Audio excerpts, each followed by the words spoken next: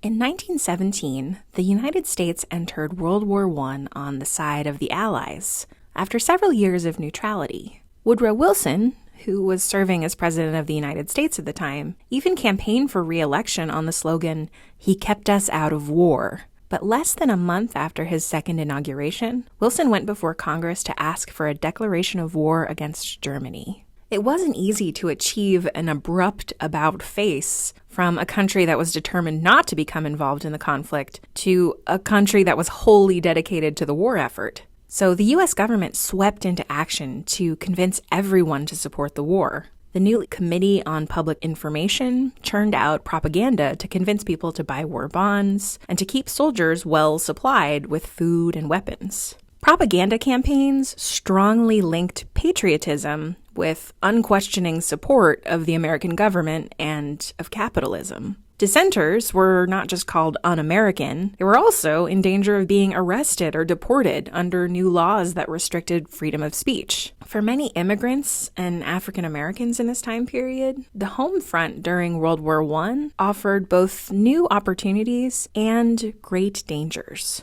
One major opportunity brought on by World War I was the prospect of better jobs for African Americans. The war slowed down immigration to about a tenth of what it had been previously, since torpedoes made the Atlantic a dangerous place for ships. The sudden drop in immigrants and the need to produce war material led to an explosion in the number of factory jobs that were available to Black workers. In the decade that surrounded World War I, 500,000 African Americans left the South and headed for northern and Midwestern cities in a mass exodus known as the Great Migration. Even though Black factory workers didn't enjoy anything like the wages or privileges afforded to white workers, they still could make more money in the North than they could as sharecroppers in the South. In the North, they also had the right to vote and were less likely to encounter racial violence, like lynching. But racial violence, segregation, discrimination were still prominent fixtures of Black life in the North. Several of the most deadly race riots in American history happened during this period in northern cities. Another opportunity that World War I offered to immigrants and African Americans was the ability to boost their status in society by contributing to the war effort. Many immigrants saw displays of patriotism as a way to show that they were truly American and had assimilated through the melting pot. The U.S. government appealed to immigrants specifically to show their patriotism by enlisting, participating in parades, or buying war bonds. Take a look at this propaganda poster showing immigrants passing by the Statue of Liberty. It's written in Yiddish, the language commonly spoken by Eastern European Jews, and it says, "You came here seeking freedom, now you must help preserve it." And it instructs them not to waste food.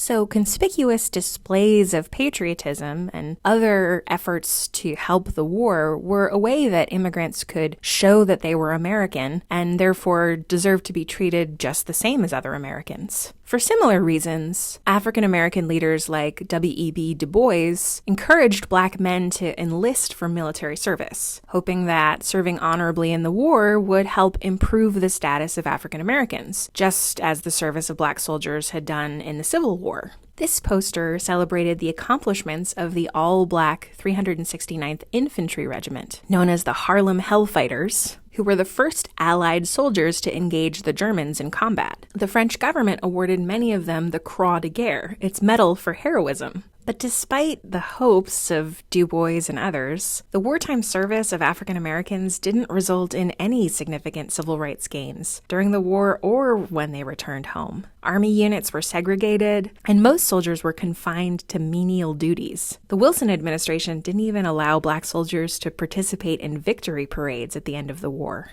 At home, failure to fully embrace American patriotism was sharply punished. In 1917 and 1918, Congress passed the Espionage Act, which made it a crime to spy, interfere with the draft, or make false statements about the military, and the Sedition Act, which criminalized statements critical of the government. These laws were especially dangerous for immigrants who were more likely to advocate for socialism and for labor unions, which were by their very nature a critique of the American economic system. Thousands of people were arrested as a result of these laws for doing things like publishing newspapers or handing out pamphlets. German immigrants faced particular discrimination since they were suspected of sympathizing with or colluding with the enemy. The push for a unified American public during the war also led to new immigration restrictions. In 1917, Congress required that immigrants pass a literacy test. And after the war, Congress would pass a series of new laws establishing ethnic quotas among immigrants, which heavily discriminated against the new immigrants from Southern and Eastern Europe.